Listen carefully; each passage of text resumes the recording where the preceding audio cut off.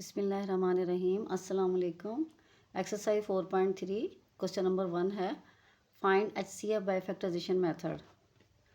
HCF factorization method से करना है जिसमें हमने जो वैल्यू दी हुई है जैसे 21x² y है और 35xy² है, तो इसकी फैक्टराइजेशन कैसे करेंगे कि 21 जो है इसमें कोई प्लस का माइनस का इस तरह का साइन नहीं है, ये सब वैल्यूज़ आपस में मल्टीप्लाई हो रही हैं, इसलिए सबको इसके 21 के जैसे फैक्टर ढूंढ लिए 7 3 21। वो आप इस तरह से कर सकते हैं फाइंड आउट। 21 है 3 7 21 7 1 7। इसी तरह से 35 के फैक्टर हैं तो 3 7 5 35 5 1 5।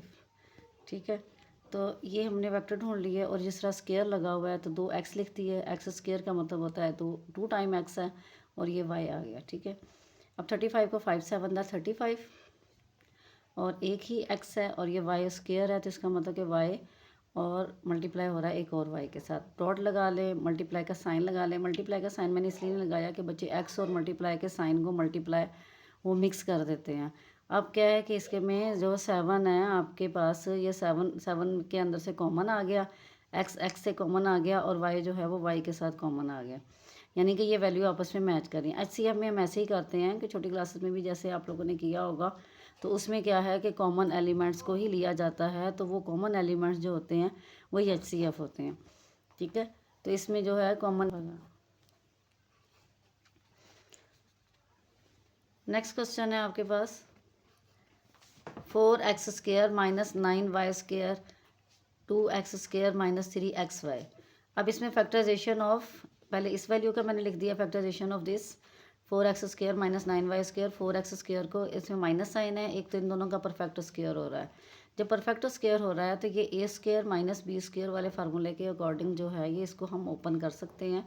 इसका मैंने परफेक्ट स्क्वायर किया तो ये 2x का होल स्क्वायर बना दिया माइनस साइन 3y का होल स्क्वायर। ठीक है, अब क्या है कि इनको 1 टाइम हमने प्लस में लिख देना है, 1 टाइम माइनस में लिख देना है।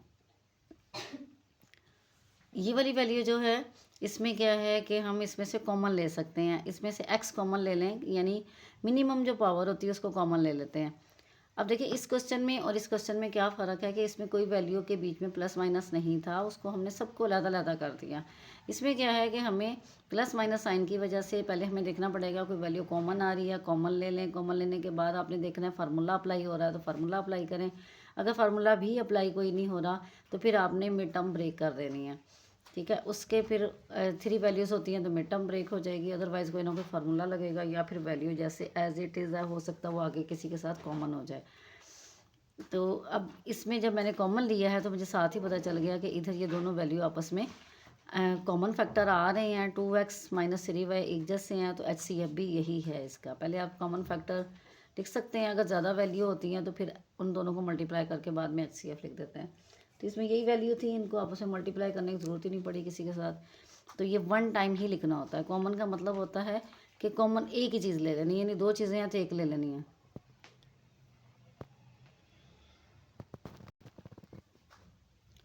क्वेश्चन नंबर 3 में है x³ माइनस 1 है, x² प्लस x और प्लस 1। ठीक है, इसमें जो वैल्यू आप देखें इसका फैक्टराइजेशन भी नहीं होती और इसको कोई फार्मूला भी नहीं लगता। हाँ, यहाँ पे क्यूब का फार्मूला लग रहा है a³ माइनस b³ का। अब इसको मैंने फार्मूले के अकॉर्डिंग जब इसको ओपन किया है तो ये x³ यानी कि हम इसको इस तरह से कर सकते हैं कि x का क्यूब माइनस 1 का क्यूब, तो ये इसको x माइनस 1 लिखा, फिर उसके बाद x का स्क्वायर, फिर ये दोनों मल्टीप्लाई x 1 x और ये 1 का स्क्वायर किया तो वो 1 आ गया। ठीक है, अब ये वाला फार्मूला जब अप्लाई कर लिया, अब जब फार्मूले आप बहुत ज़्यादा आप यूज़ करेंगे, फिर उनकी बार बार प्रैक्टिस करेंगे तो फिर आपको ये अच्छी तरह से क्वेश्चन को देखते ही समझ आ जाएगी कि ये कौन सा फार्मूला लगना है इसको। इस वैल्यू को कुछ भी नहीं किया, इसको वैसे ही रखा है। जैसे ही ये फार्मूला हमने इसको ओपन किया तो ये वैल्यू इसके साथ मैच कर गई। जब ये कॉमन आ गई है तो ये यही इसका HCF हो गया। नेक्स्ट क्वेश्चन में देखें, वैल्यू है आपके पास a³ प्लस 2a² माइनस 3 है। अब देखिए इधर नज़र आ रहा है कि a जो है वो कॉमन आ सकता है और इधर भी a कॉमन आ सकता है। मिनिमम पावर जो होती है उसको कॉमन लेते हैं, तो इधर x की पावर 1 है, इधर 2 है, इधर 3 है। अगर मैं 1 कॉमन लूँगी तो तीनों वैल्यूज़ जो हैं वो 1 को तीनों वैल्यू में से कॉमन निकल सकता है। और इधर मैं 1 कॉमन लूँगी, अगर मैं इधर से 2 लूँगी तो 2 ये वाला a जो है ये 1 है खुद, तो ये 2 नहीं दे सकता, ये भी दे देगा, ये भी दे देगा, ये नहीं दे सकता। कॉमन में वो लेते हैं वैल्यू जो तीनों दे सकें ईजीली, ठीक है। अब क्या है कि फैक्टराइजेशन ऑफ दिस, पहले ये वैल्यू लिख दी है, अब इसमें से a मैंने कॉमन ले लिया है। जब a कॉमन ले लिया तो 3 में से कितने रह गए, 2 रह गए, और फिर इधर 2a रह गया, और फिर माइनस का 3 रह गया, a कॉमन चला गया। अब a यहाँ भी है, और इसको अब हमने कर देना है फैक्टराइजेशन, जिसमें मिड टर्म ब्रेक कर देते हैं, यानी 3 1 दा 3 आ गया। 3 में से मैं 1 माइनस कर दूंगी, 3 और 1 आ गया। 3 के साथ मैंने प्लस का साइन लगाया, ग्रेटर वैल्यू के साथ प्लस का साइन है, इसलिए 3 में से 1 माइनस किया तो 2a आ जाएगा। ये वैल्यू फिर दोबारा रिवर्स होकर यही आ जाएगी, और ये 3 वैसे ही लिख दी है। अब इधर a कॉमन ले लिया, a कॉमन लिया है, तो इधर एक a बच गया और इधर प्लस का 3 बच गया, ठीक है। इधर माइनस का 1 कॉमन ले लेंगे, क्योंकि इधर कोई भी डिजिट भी कॉमन नहीं आ रहा और कोई वेरिएबल भी कॉमन नहीं आ रहा, तो माइनस का 1 जो साइन यहाँ पर होता है वही साइन कॉमन लिया जाता है, ठीक है। -1 कॉमन ले लिया, तो इधर ये a आ गया, और ये माइनस माइनस प्लस का 3 हो गया। अब ये दोनों वैल्यू सेम हो गई, ये वाली और ये वाली वैल्यू सेम हो गई हैं, तो इसलिए a + 3 इनको एक ही ब्रैकेट में रख दिया, फिर बाहर वाले को एक ब्रैकेट में रख दिया, a - 1, और ये वाला a यही वाला आ गया, ठीक है। अब नेक्स्ट जो वैल्यू थी उसमें से भी हमने a कॉमन लिया, तो इधर आ गया a2a² 2a² आ गया। इधर से 5a में से एक a चला गया तो एक ही रह गया, और इधर एक ही था तो वो भी कॉमन में चला गया। अब इसकी फैक्टराइजेशन करनी है 3 to the 6, कोफिशिएंट को मल्टीप्लाई कर लेते होते हैं लास्ट वाले कांस्टेंट के साथ, तो इसको मल्टीप्लाई किया 3 to the 6। अब 6 देखें कौन कौन से टेबल में आता है, 3 to the 6 और 6 1 the 6। अगर 3 to the 6 करती हूँ तो वो मेरा माइनस कॉमन सही नहीं आएगा, तो इसलिए मैंने 6 1 the 6 किया है। 6 में से हम 1 माइनस करेंगे तो आ जाएगा हमारे पास प्लस का 5। जैसे 2a कॉमन ले लें, ठीक है, a बच गया, और 2 3 the 6, इधर -1 कॉमन ले लें तो a प्लस माइनस माइनस +3 आ गया। अब a + 3 ये आ गया, और 2a - 1 इधर आ गया, और ये a बाहर वैसे ही थी वैल्यू a + 3। अब देखिए इन दोनों में से क्या चीज़ कॉमन आ रही है, a + 3 और a + 3 कॉमन आ गई, और इधर a कॉमन आ गया, ये a और a + 3 HCF आ गए।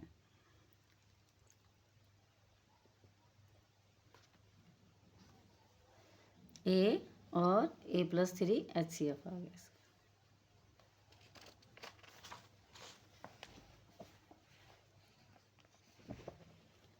क्वेश्चन नंबर 5 में t² - 3t - 4, फिर t² + 5t + 4, फिर t² - 1। अब देखेंगे इन तीनों में तो फैक्टराइजेशन हो जाएगी, इनमें भी फैक्टराइजेशन हो जाएगी, और इसमें फार्मूला लग जाएगा a - b और a + b जो है मल्टीप्लाई होते हैं तो किसके इक्वल होते हैं, a² - b² के। फैक्टराइजेशन ऑफ दिस मैंने ये लिखा है इसको वैल्यू को, तो ये मेरे पास आ रही है वैल्यू, इसका मैंने किया है, ये 4 1 the 4, यानी 4 में से हम 1 माइनस करेंगे तो हमारे पास माइनस का 3 आ जाएगा।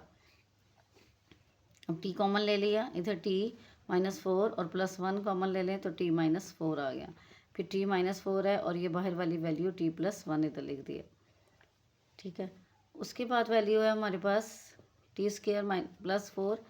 इसको मैं ज़रा नहीं बता रही क्योंकि पीछे बहुत डिटेल से जो है ना फैक्टराइजेशन करवा दी गई है आप लोगों को, अब तो आ जानी चाहिए। अब क्वेश्चन को देख के बस आपने पहचान करनी है कि मैंने फैक्टराइजेशन करनी है या फार्मूला लगाना है। अब देखिए इसका कोफिशिएंट क्या है, 1 है, 4 1 the 4।